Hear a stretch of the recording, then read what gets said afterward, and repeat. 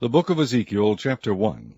Now it came to pass in the 30th year, in the 4th month, in the 5th day of the month, as I was among the captives by the river of Chebar, that the heavens were opened, and I saw visions of God.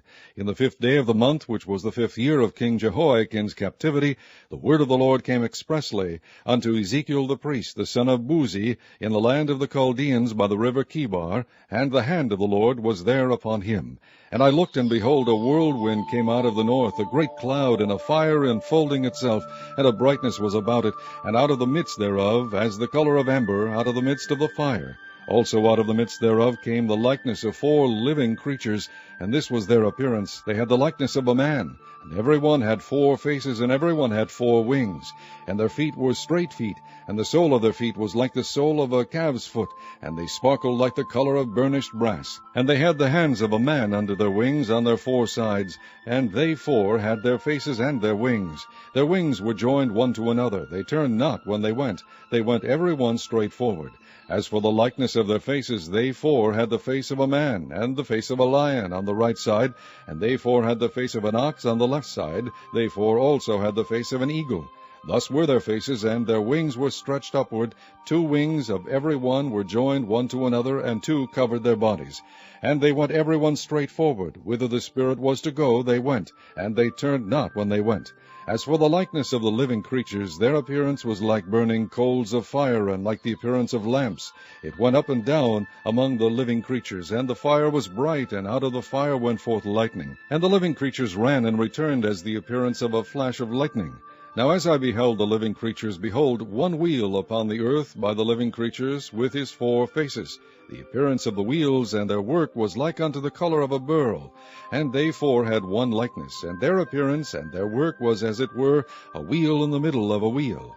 When they went upon their 4 sides, and they turned not when they went. As for their rings, they were so high that they were dreadful, and their rings were full of eyes round about them 4.